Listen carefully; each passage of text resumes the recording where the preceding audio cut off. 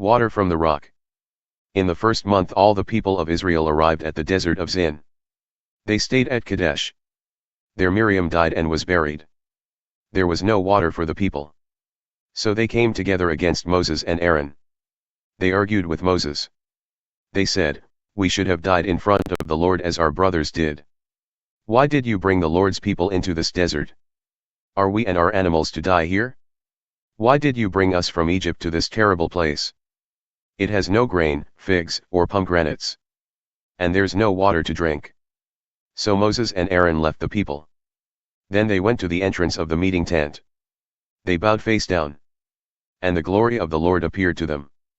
The Lord said to Moses, "You and your brother Aaron should gather the people. Also take your walking stick. Speak to that rock in front of them. Then water will flow from it. Give that water to the people and their animals." So Moses took the stick from in front of the Lord. He did as the Lord had said. He and Aaron gathered the people in front of the rock. Then Moses said, "Now listen to me, you complainers. Do you want us to bring water out of this rock?" Then Moses lifted his hand and hit the rock twice with his stick. Water began pouring out. And the people and their animals drank it.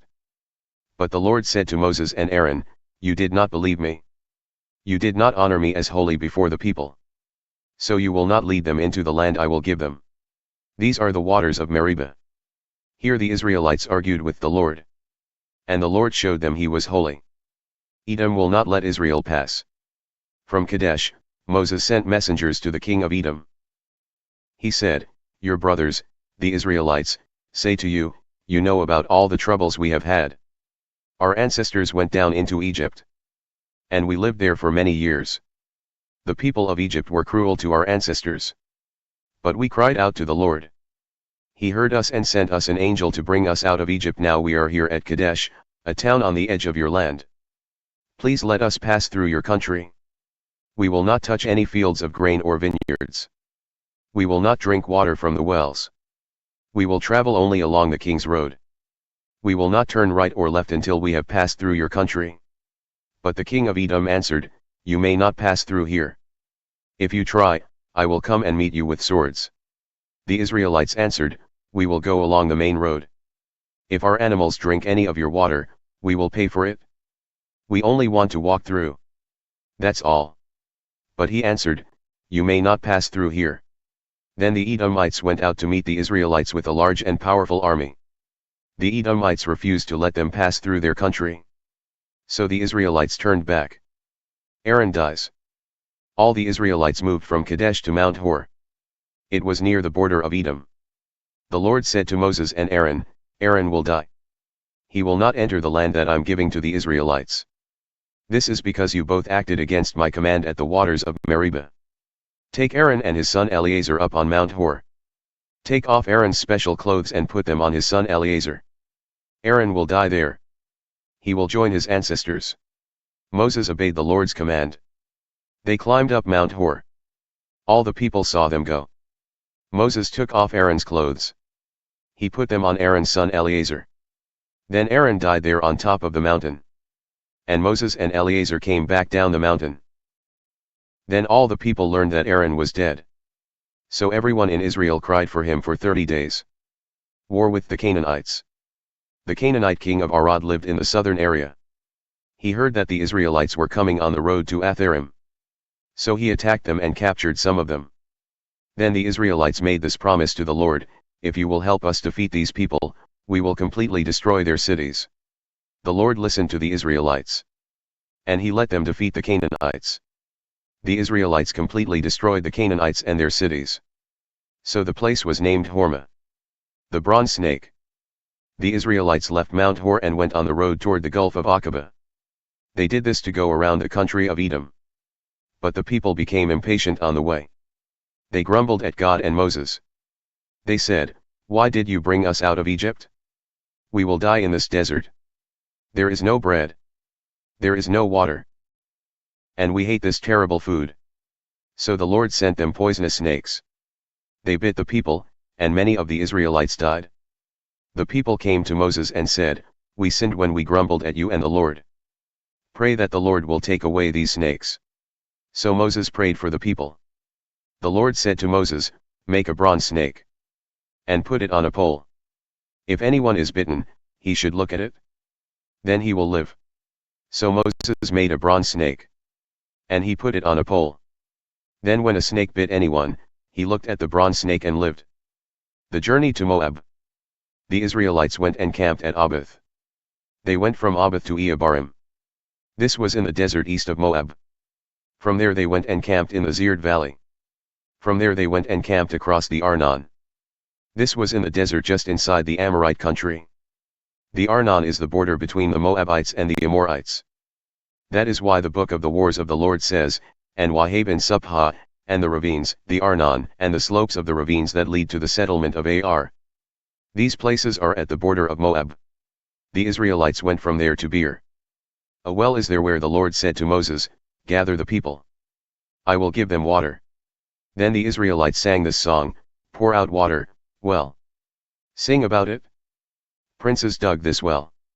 Important men made this hole. With their scepters and poles, they dug it. The people went from the desert to Matana. From Matana they went to Nahalil and on to Bamoth. From Bamoth they went to the valley of Moab. There the top of Mount Pisgah looks over the desert. Sihon and Og. The people of Israel sent messengers to Sihon, king of the Amorites. They said to him, "Let us pass through your country. We will not go through any fields of grain or vineyards. We will not drink water from the wells. We will travel only along the king's road. We will stay on it until we have passed through your country." But King Sihon would not let the Israelites pass through his country. He gathered his army together. They marched out to meet Israel in the desert. At Hahaz they fought the Israelites. Israel killed the king. Then they captured his land from the Arnon River to the Jabbok River. They took the land as far as the Ammonite border. That border was strongly defended. Israel captured all the Amorite cities and lived in them. They took Heshbon and all the towns around it. Heshbon was the city where Sihon, the Amorite king, lived. In the past he had fought with the king of Moab. Sihon had taken all the land as far as the Arnon. That is why the poets say, "Come to Heshbon and rebuild it. Rebuild Sihon's city." A fire began in Heshbon. Flames came from Sihon's city. It destroyed Ar in Moab. It burned the Arnon highlands. How terrible for you, Moab! The people of Chemosh are ruined. His sons ran away. His daughters were captured by Sihon, king of the Amorites. But we defeated those Amorites. We ruined their towns from Heshbon to Dibon. We destroyed them as far as Napha, near Medba. So Israel lived in the land of the Amorites. Moses sent spies to the town of Jazer. Then they captured the towns around it. They forced out the Amorites who lived there. Then the Israelites went up the road toward Bashan. Og, the king of Bashan, and his army marched out to meet the Israelites. They fought at Edrei. The Lord said to Moses, "Don't be afraid of him. I will hand him, his whole army and his land over to you. Do to him what you did to Sihon, the Amorite king who lived in Heshbon." So the Israelites killed Og and his sons and all his army. No one was left alive. And they took his land. Balaam and Balak. Then the people of Israel went to the plains of Moab. They camped near the Jordan River across from Jericho. Balak son of Zippor saw everything the Israelites had done to the Amorites. And Moab was scared of so many Israelites. Truly, Moab was terrified by them. The Moabites said to the elders of Midian, "This mob will take everything around us. It will be like an ox eating grass." Balak son of Zippor was the king of Moab at this time. He sent messengers to Balaam son of Beor at Pethor. It was near the Euphrates River in the land of Ammah. Balak said, "A nation has come out of Egypt. They cover the land. They have camped next to me. They are too powerful for me. So come and put a curse on them. Maybe then I can defeat them and make them leave the area. I know that if you bless someone, the blessings happen. And if you put a curse on someone, it happens." The elders of Moab and Midian went with payment in their hands. They found Balaam. Then they told him what Balak had said. Balaam said to them, "Stay here for the night. I will tell you what the Lord tells me." So the Moabite leaders stayed with him. God came to Balaam and asked, "Who are these men with you?" Balaam said to God, "The king of Moab, Balak son of Zippor, sent them. He sent me this message, a nation has come out of Egypt. They cover the land. So come and put a curse on them. Then maybe I can fight them and force them out of my land. But God said to Balaam, do not go with them. Don't put a curse on those people. I have blessed them. The next morning Balaam awoke and said to Balak's leaders, go back to your own country. The Lord will not let me go with you.